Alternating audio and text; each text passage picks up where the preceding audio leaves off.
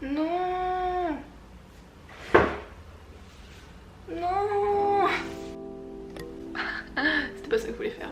Absolument toutes mes vidéos ont un fond horrible, je suis désolée. Heureusement que je me fais pas de sous grâce à cette chaîne. Salut, c'est Dame Nao et aujourd'hui petite vidéo, enfin petite j'en sais rien, mais en tout cas vidéo sur un sujet assez compliqué à aborder entre guillemets, ça dépend pour qui, mais comme c'est un sujet assez lourd qui est bien sûr la dépression et la mutilation.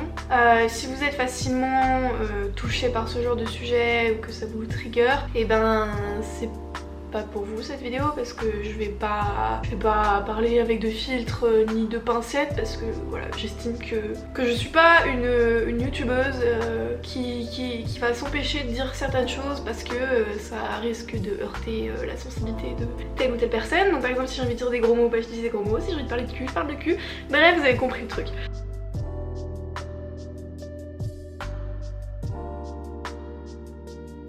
Mon histoire avec la dépression, je suis tombée en dépression quand j'avais 14 ans. D'ailleurs, petit fun fact, pas très drôle, mais j'ai retrouvé mon ancien compte Twitter avec des tweets qui datent de quand j'avais 14 ans et c'est très dark pour une gamine de 14 ans. On voyait très bien que j'étais pas bien et que je pensais beaucoup au suicide et je me mutilais déjà à ce moment-là. Comment je suis tombée en dépression? En gros, c'est une combinaison de plusieurs choses. Donc il faut savoir que je venais de déménager, ça faisait quelques mois que je venais de déménager, donc j'avais perdu mes amis. Je pouvais plus faire d'équitation et l'équitation c'était ma passion, toute ma vie, c'était vraiment... Voilà, je sais pas comment dire, bref. Et après j'ai commencé à me faire un peu harceler à l'école, en plus du fait que ma phobie scolaire se développait de plus en plus, ce qui a fait que cette année-là j'ai commencé à me mutiler et j'allais plus en cours. Et à l'année d'après, donc je suis partie au CNED parce que ça allait vraiment pas du tout. Et j'ai pris énormément de poids aussi. Je commençais déjà à vouloir arrêter de manger, je voulais déjà perdre du poids à cette période-là. J'avais 14 piges et j'étais déjà obsédée par ça. Mais le truc c'est que en fait je mangeais pas de la journée et après le soir je rentrais et puis je faisais des crises d'hyperphagie et voilà. Et au final j'ai pris 10-15 kilos en quelques mois, même pas un an, et voilà. En plus d'être au CNED, je branlais plus rien, je sortais pas beaucoup et je faisais que de manger, donc du coup forcément j'ai encore plus grossi. Voilà, et puis après les trucs de mutilation, j'en ai jamais parlé à ma psy, ma mère elle l'a déjà découvert et elle voulait que j'en parle à ma psy mais j'ai toujours refusé.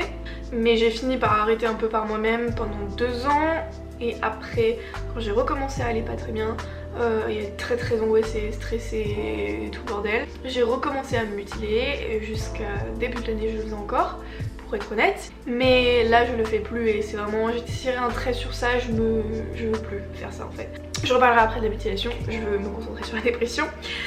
Donc ma dépression, depuis mes 14 ans, elle fait un peu des comme ça, mais on va dire que les bas sont moins des bas qu'auparavant. C'est-à-dire que quand j'ai de nouveau un épisode dépressif, il va durer moins longtemps, être moins intense, avoir moins d'impact sur ma vie. Parce qu'à l'époque, je sortais plus de chez moi, je me rappelle qu'à cette période-là, j'étais à fond sur les jeux vidéo et j'allais même plus sur mon PC pour jouer. J'avais quitté les jeux vidéo pendant un an. Pendant un an, j'ai plus du tout joué aux jeux vidéo, chose qui était étrange parce que à cette période-là, c'était quelque chose que j'aimais. Je faisais que dormir la journée et la nuit. Je faisais des insomnies, je n'arrivais pas à dormir. Et je me souviens aussi que j'étais tellement mal que j'arrivais plus à pleurer. C'était vraiment bizarre, je voulais pleurer mais ça ne sortait pas. C'était impossible pour moi, je ne pleurais pas. Alors que maintenant je suis une chialeuse, genre je chiale H24 et voilà, je suis quelqu'un de très sensible, mine de rien. Et en fait, à cette période-là je ne chialais jamais. Voilà, pour vous dire que c'est vraiment pas du tout dans mon caractère. J'ai eu un suivi psy pendant mon année de 4ème justement, où c'était cette psy là qui m'avait permis d'aller au CNED. Après ça allait mieux, vu que j'étais au CNED j'avais plus l'école et tous les problèmes de l'école et j'ai commencé à me faire des amis. Et après je suis retournée au lycée en coiffure. Et après j'ai eu aussi le lycée général. Et en coiffure ça allait à peu près, je crois. Il me semble pas que je me mutilais, ou peut-être que si, je sais plus. En tout cas j'avais toujours des hauts et des bas mais c'était pas terrible. Par contre quand j'étais en seconde générale c'était horrible, j'étais vraiment pas bien du tout. Et en plus de la dépression, chose que j'avais pas avant, c'était l'anxiété. Et là j'avais l'anxiété qui s'était rajoutée, donc fan. Et après aussi j'ai commencé à avoir des troubles du comportement alimentaire, donc boulimie et anorexie. Puis dans le cours de l'année j'ai recommencé à avoir une psy qui m'a aidée avec l'anxiété et ma dépression, et en fait petit à petit, et surtout au cours de l'année 2018, j'ai commencé à vraiment changer mon état d'esprit, parce que quand j'étais dépressive, dès que j'avais un épisode où j'étais mal, j'étais toujours... En fait je voulais pas me l'avouer, mais je voulais pas aller mieux. Et ça je pense que c'est un truc que beaucoup de dépressifs ont, ils veulent pas aller mieux, en tout cas je parle pour moi, mais peut-être que c'est le cas pour les autres.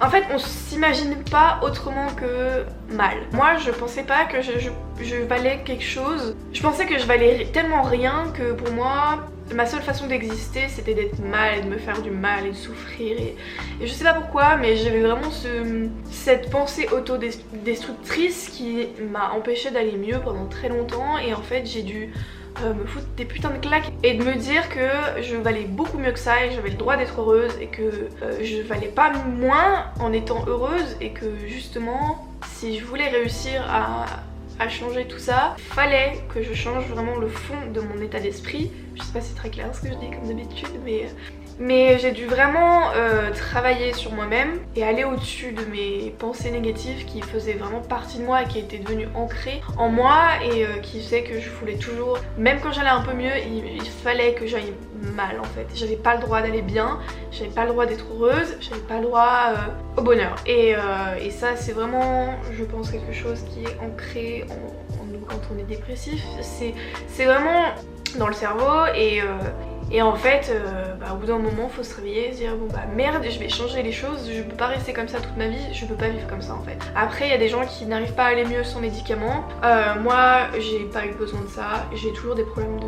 Enfin, j'ai toujours des épisodes dépressifs, mais j'ai appris à les gérer. Et voilà, c'est un travail à faire sur moi-même constant, qui va sûrement durer des années encore. Je vais sûrement devoir me battre encore contre la dépression pendant longtemps, mais là je suis prête à aller bien et à être heureuse, et j'accepte aussi le fait que la vie c'est pas un long fleuve tranquille, il y a toujours des moments où ça n'ira pas bien, il faut que j'accepte le fait que c'est possible que des fois j'aille mal et que d'autres fois ça va mieux, et que c'est la vie.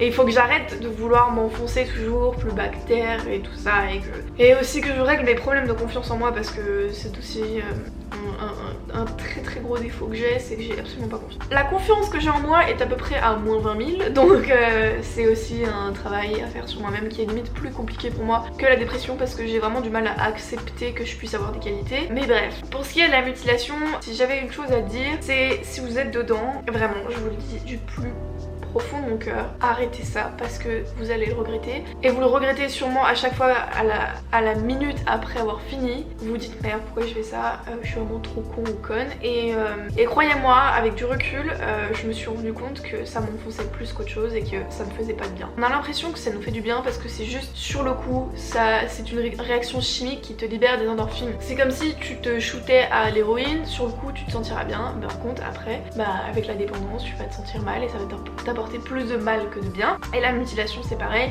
ça t'apporte plus de mal que de bien, et au final maintenant j'ai des cicatrices à peu près partout, bon, j'ai pas des cicatrices non plus intenses hardcore, mais j'ai quand même des cicatrices visibles. On m'a déjà posé des questions sur oh qu'est-ce que c'est ça, et c'est très gênant, et je sais que ça va me rester sur la peau toute ma vie, et que un jour j'aurai peut-être à expliquer si j'ai un enfant, voilà.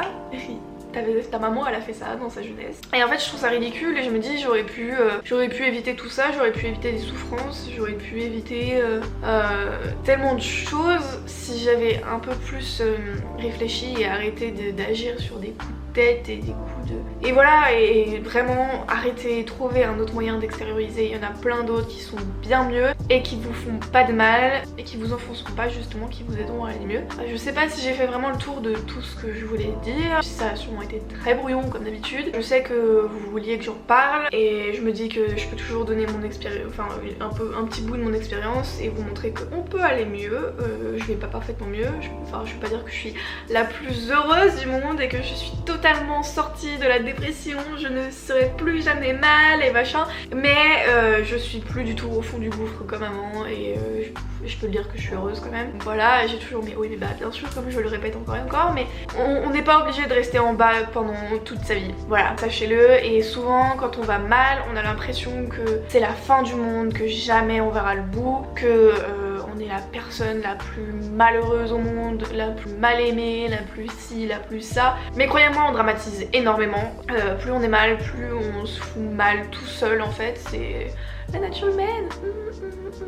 Mais vous pouvez aller mieux. Croyez-moi, il faut vraiment énormément de volonté. De l'aide d'un psy si possible, ça aide vraiment. Si vous tombez sur un bon psy, ça vous aidera forcément. Et si vous avez besoin de parler, que vous avez une question quelconque, eh ben je suis là comme toujours. Vous pouvez me parler sur Instagram, sur Twitter. Si vous voulez parler en anonyme, vous aurez le lien de mon Curious Cat.